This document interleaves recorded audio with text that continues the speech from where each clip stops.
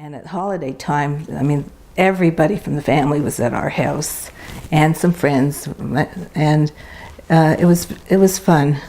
Speaking of family time and celebrations, you have a funny story about your mom with one of those? Yeah, one Thanksgiving,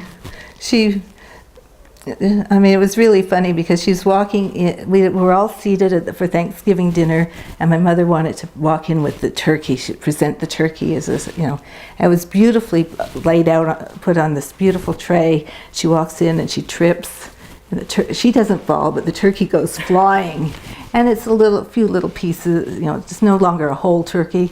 And so she carefully picks it all up.